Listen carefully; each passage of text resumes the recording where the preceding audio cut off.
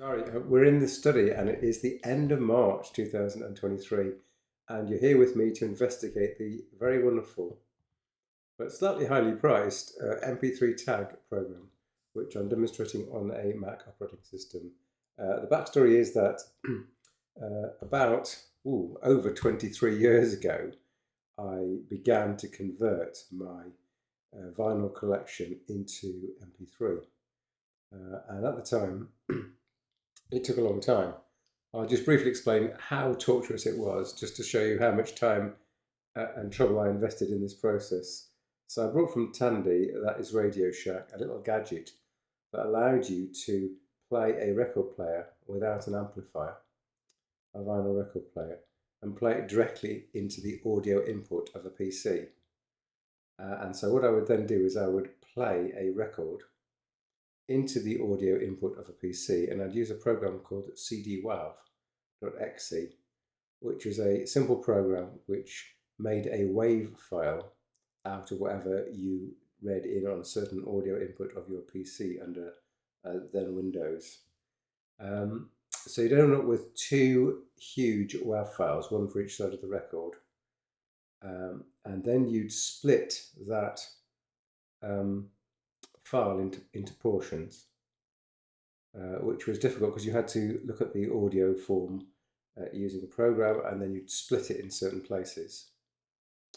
And once you'd done that, you'd use the lame MP3 encoder to change the WAV files into MP3 files. And this was the process for vinyl records.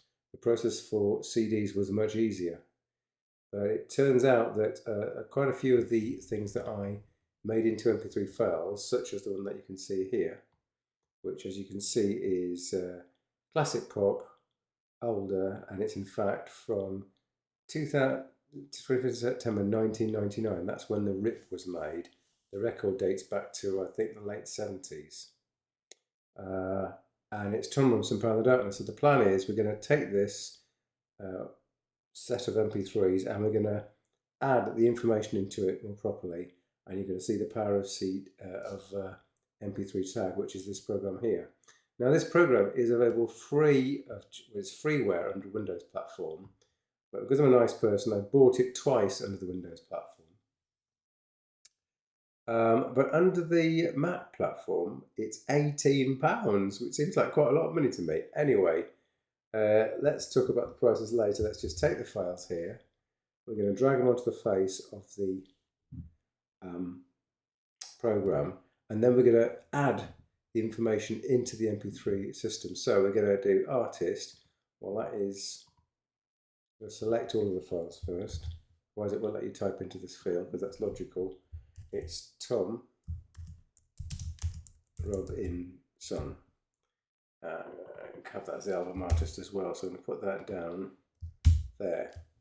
The album is Power in the Darkness, and we're then going to save that in. So that's put into these fields inside the MP3 file. This ID3 information, as we can see over here.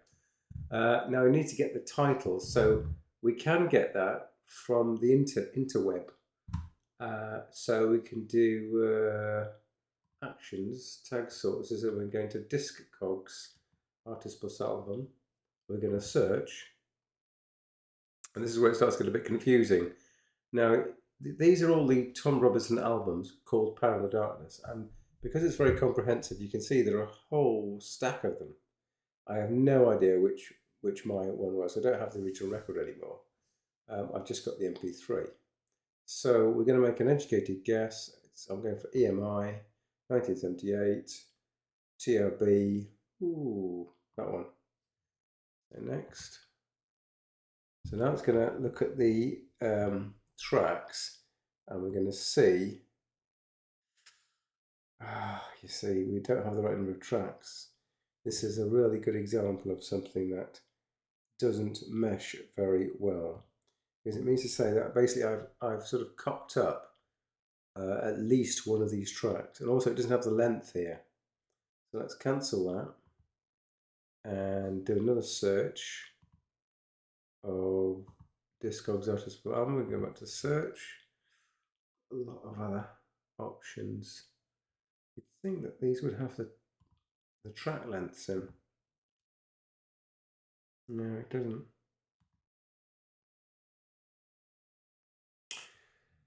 So it's difficult to see whether, without playing these tracks. So let me just play the tracks. I'm going to have to censor this because otherwise YouTube will, strike me off or something. I'm going to play these. So you won't hear in the file. Let's just play track 10 and see if it's actually Power in the Darkness or if it's You've Got to Survive.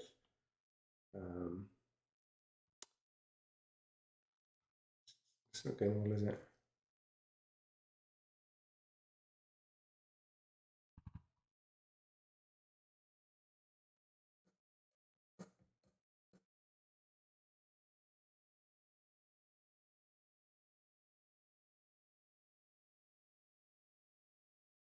Okay, so I've figured out what the problem is. The problem is that on one side here we've got 10 tracks, and on the left-hand side on the actual album we've got 11 tracks. So I've made a mistake in my ripping, but it's not been apparent until now exactly what the problem is. I've listened to the actual tracks by dragging them onto the face of Apple Music and played them. I could have used VLC, but I played them, and I decided that the problem is that track 4 ain't gonna take it, and instead of this is track 5. So this is track 4 here, and it's down as track 5.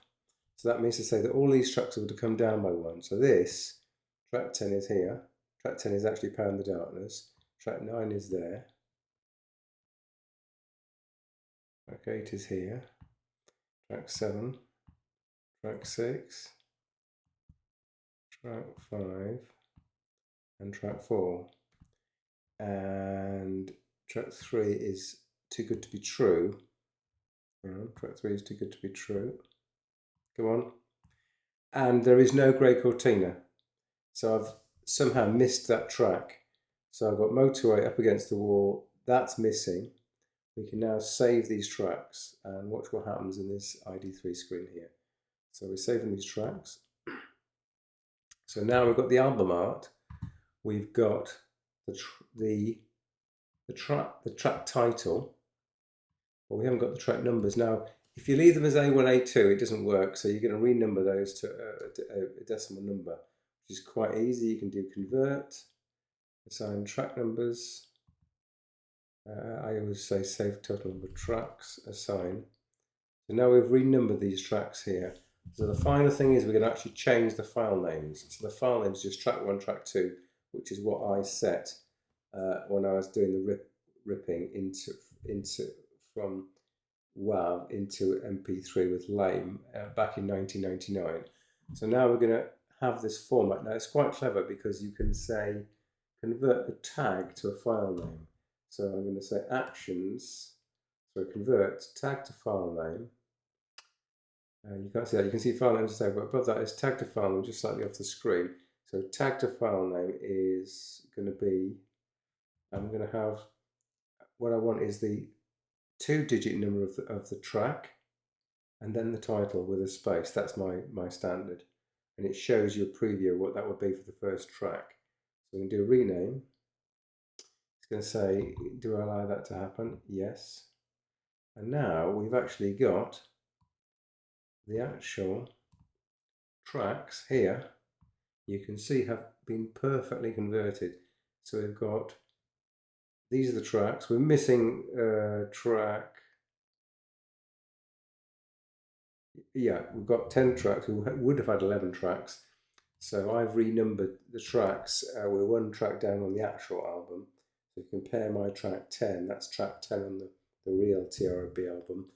But nevertheless, we can now go up by 1, and I can drag that onto the face of Apple Music. So that is here, Power in the Darkness. Drag it onto the face there. Determining audio volume, very good. And if we scroll down, you see Tom Robinson Band here. So we've converted it. Again, I won't play the album, otherwise YouTube will strike me out or something. But I've converted that, and it's now, because I've got a setting on Apple Music, it will actually upload that to Apple's servers. Now, this is not music matching the system. In other words, it's taken my ripped vinyl, which I've converted to MP3, and it's going to actually upload it into Apple's servers. In Music Match, which was a separate service which Apple used to offer, I don't even know if they do offer it still. The documentation is a bit unclear, but that's a different service. That's where you have an album sitting on your Mac or PC. So you see it's updating Cloud Library, and the Apple servers, when you upload it, the Apple servers recognize that you have that album, and they don't physically upload it. They go, okay, we'll credit you with that album, and then you'll just play Apple's copy of the album. So that's not what I'm doing here. I'm actually uploading my rips to the Apple Cloud servers, and then I can play that music anywhere. Okay, this is demonstration 1. I'm going to do another demonstration. We're going to do a second album. We're going to use Mp3Tag, but this time it's going to be easier because I've checked that the number of tracks in the actual album corresponds to the number of tracks in the catalogue. So this is a case where I've managed to rip the album. There are 8 tracks in Soft Cells, The Art of Falling Apart. It was ripped on the 29th of September at, well, this is when it was converted using the lame at 10 o'clock in the evening. And boy, did this take a long time, as I've alluded to earlier. We've got the 8 tracks. We're going to select them. We're going to drag them onto the face of Mp3Tag. Now, there are no tags in the MP3s at all, and so we know it's selecting all of them.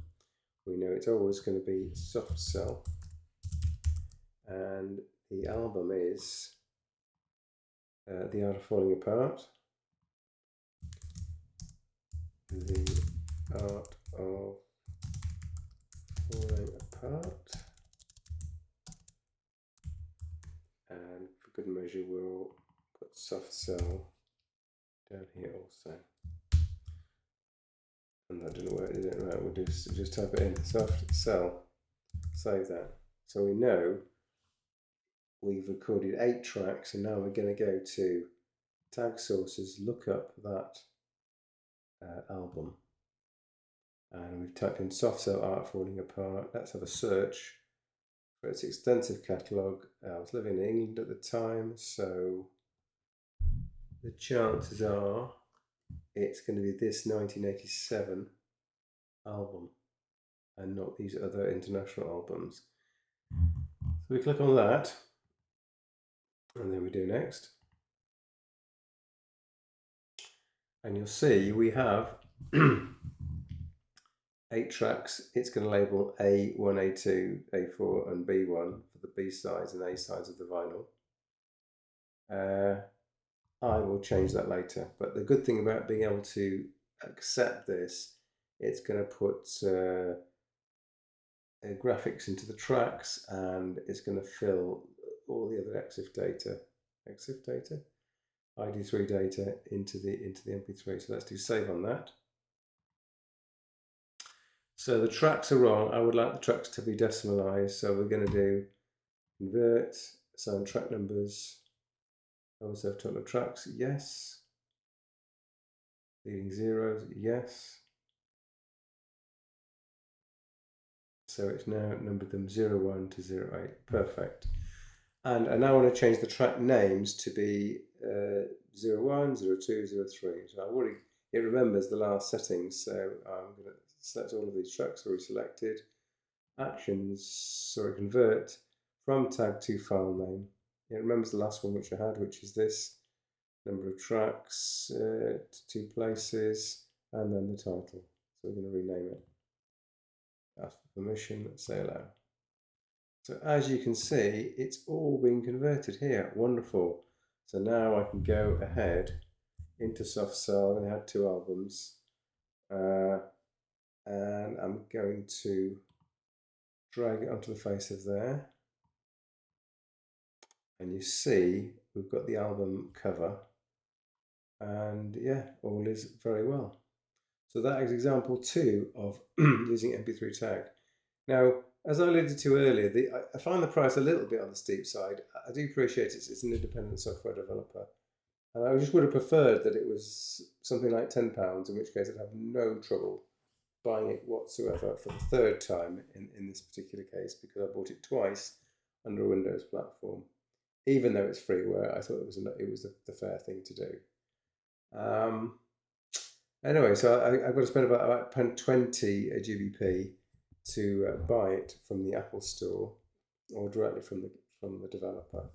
And I think I'll go ahead and do that, even though it's what I call the Apple tax, because developers and corporations rightly believe that most Apple users have got loads of money, and so they price their software accordingly. Okay, I hope that shows you some of the flexibility of MP3Tag. I do feel it's an excellent program, especially under Windows. Not quite so good value under macOS, but still, I think, worth going for. Okay, thanks.